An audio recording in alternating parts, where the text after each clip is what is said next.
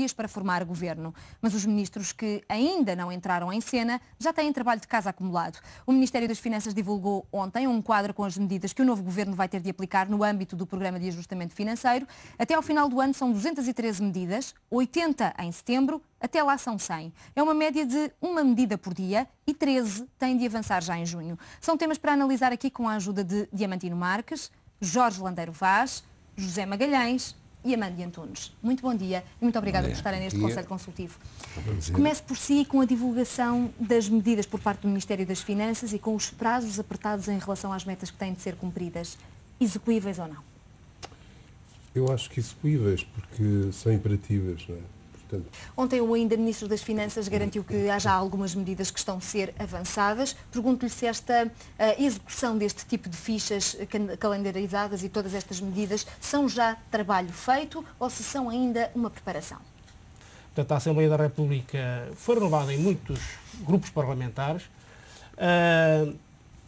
Temos pessoas com nova forma de ver a política e nova forma de ver o país e eu acho que isso deve ser aproveitado para, efetivamente, juntamente com aquilo que foi planeado com a Troika, conseguirmos chegar rapidamente às metas que são urgentíssimas para o nosso país. E eu penso que não há tempo para estarmos com muitos entretantos e este Governo deve passar rapidamente à execução dessas medidas, porque elas já foram estudadas, já foram analisadas, já foram planeadas.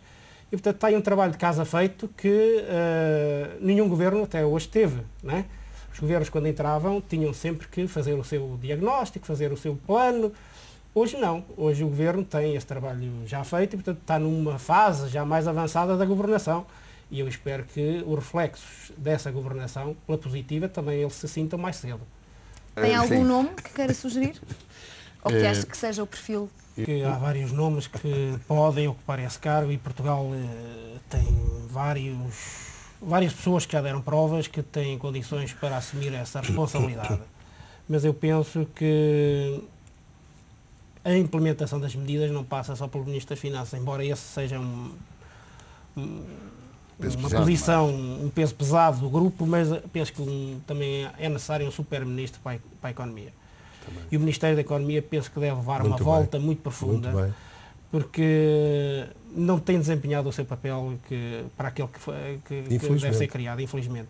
E eu penso que o Ministério da Economia devia aglutinar mais áreas económicas do que aquelas que aglutina.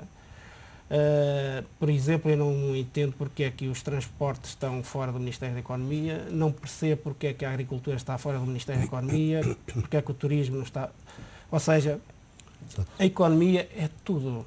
Nós temos desprezado alguns setores económicos na nossa competitividade. E eu penso que isto tem sido um erro. E, portanto, nós devemos articular os diferentes setores económicos. E isso só é possível se forem todos tutelados pelo Ministério.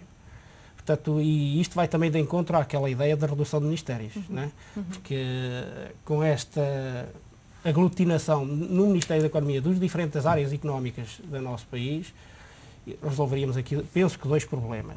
Portanto, eu sou defensor que devemos continuar a ter uma grande troika, um bom primeiro-ministro, ou seja, o primeiro-ministro deve ser audaz, deve ser corajoso, um super-ministro das Finanças e um super-ministro da Economia. No meio desta azáfama em torno da criação do novo governo, do cumprimento das metas, não temo que seja esquecido o crescimento do país? Temo, e por isso é que eu reforço a minha ideia do Ministério da Economia. A economia tem que estar... Por isso é que eu reforço, porque se centramos só a nossa atenção nas questões financeiras do Ministério das Finanças, penso que podemos não estar a acertar no alvo certo. Né? E podemos estar a resolver o urgente e não a resolver o importante. Mas como é que se resolve o importante? Com tantas metas para cumprir, com tantos prazos para cumprir, como é que ainda se consegue pensar em crescimento e que medidas é que podem levar-nos a Portugal a crescer? Há três grandes pilares que podem promover o crescimento. Um deles, paralelamente, e que podem ser desenvolvidos em simultâneo. Um deles é o tão falado a reforma da Justiça, que é fundamental. É um dos principais entraves ao crescimento e ao desenvolvimento da economia. Temos o outro grande pilar, que é a reforma administrativa do Estado. Portanto, o Estado tem que ser redesenhado. Não podemos continuar com o modelo que temos.